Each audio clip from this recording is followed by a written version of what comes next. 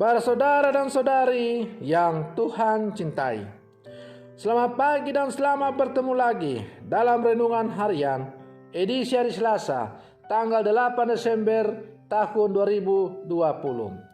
Hari ini gereja merayakan Hari Raya Santa Perawan Maria dikandung tanpa noda. Mengawali hari yang baru ini, kita hendak mendengar dan merenungkan sabda Tuhan. Marilah sebelum kita mendengar dan merenungkan sabda Tuhan, kita berdoa. Dalam nama Bapa dan Putra dan Roh Kudus. Amin.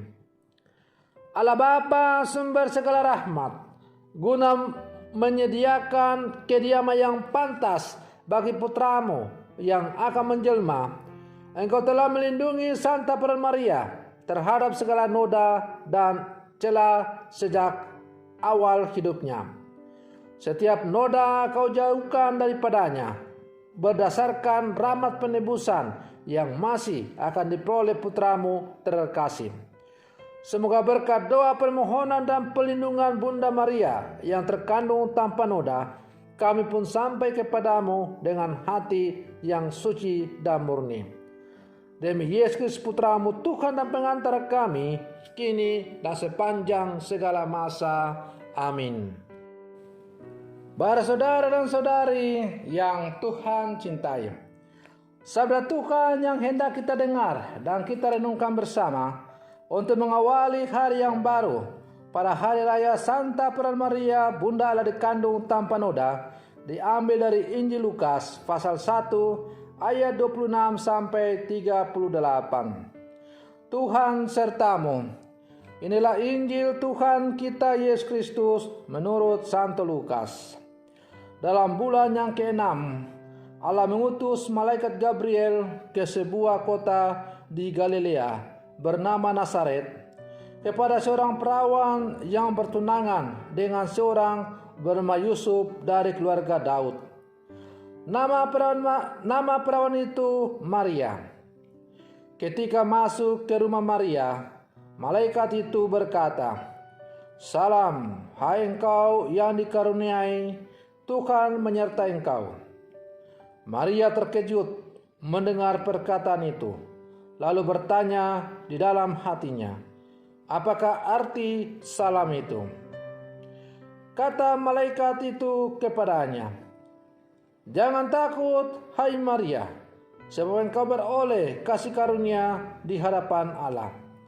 Sesungguhnya engkau akan mengandung dan akan melahirkan seorang anak laki-laki, dan hendaklah engkau menamai dia Yesus. Ia akan menjadi besar dan akan disebut Anak Allah yang Maha Tinggi.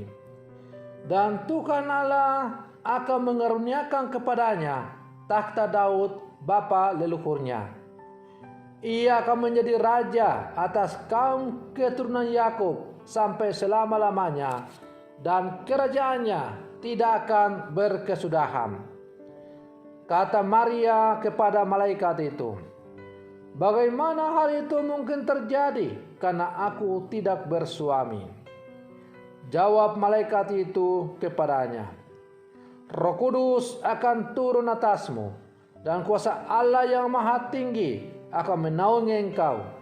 Sebab itu anak yang kau lahirkan itu akan disebut kudus Anak Allah. Dan sesungguhnya Elisabet anakmu itu, ia pun sedang mengandung seorang anak laki-laki pada hari tuanya. Dan inilah bulan ke-6 bagi dia yang disebut mandul itu. Sebab bagi Allah tidak ada yang mustahil." Maka kata Maria, "Sesungguhnya aku ini adalah hamba Tuhan, terjadilah padaku menurut perkataanmu itu." Lalu malaikat itu meninggalkan dia. Demikianlah Injil Tuhan. Para saudara dan saudari yang Tuhan cintai, Santa Perawan Maria dikandung tanpa noda dosa diteguhkan sebagai dogma oleh Paus Pius ke-9 pada tanggal 8 Desember 1854. Maria adalah tokoh penting dalam karya keselamatan Allah bagi manusia. Ia dilukiskan sebagai Hawa baru yang ambil bagian dalam rencana penyelamatan. Kejatuhan Adam dan Hawa serta janji mengenai keselamatan akan diberikan dalam diri Maria, Hawa baru. Maka Maria adalah ibu dari semua yang hidup. Karena itu, ia akan melahirkan dia yang hidup, Adam baru, yakni Yesus Kristus. Yesus inilah yang akan membebaskan manusia dari maut dan dosa, serta menciptakan hidup baru bagi yang percaya kepadanya. Para saudara dan saudari yang Tuhan cintai, maka Maria dipilih supaya kudus dan tak bercacat di hadapan Allah. Penyerahan dirinya dalam kata-kata, terjadilah padaku menurut perkataanmu, merupakan pengudusan mendalam yang diterimanya dengan iman terhadap rencana Allah. Maria memberikan teladan bagi setiap orang Kristiani untuk siap sedia pada rencana dan kehendak Allah. Kesediaan penuh iman berarti pula membiarkan diri dibaharui oleh Allah menjadi manusia baru. Para saudara dan saudari yang Tuhan cintai, menurut kacamata iman saya sebagai pertama-tama bukan sebagai seorang pastor, tetapi sebagai seorang pribadi, bahwa dipilihnya Bunda Maria sebagai orang khusus oleh Tuhan, yang kemudian ditetapkan sebagai Bunda Maria yang dikandung tanpa noda dosa, adalah bukan sembarang pilihan. Maria adalah sungguh-sungguh orang beriman yang sungguh mengandalkan segala kehendak hidupnya ke dalam kehendak dan kasih penyelenggaraan Tuhan. Ketika Maria dihadapkan pada pria yang sulit untuk menerima tawaran daripada Allah, malaikat Gabriel, untuk mengandung dan melahirkan sang putra Allah, ia akhirnya berpasrah kepada kehendak Allah. Aku ini hamba Tuhan, terjadilah padaku menurut perkataanmu. Karena itu kita sebagai manusia-manusia berdosa harusnya sudah sepantasnya berterima kasih kepada Bunda Maria. Karena dengan kesediaan Bunda Maria untuk menerima rahmat tawaran dari Allah untuk mengandung putra manusia, maka Allah akhirnya bisa melaksanakan rencana penyelamatan kepada umat manusia.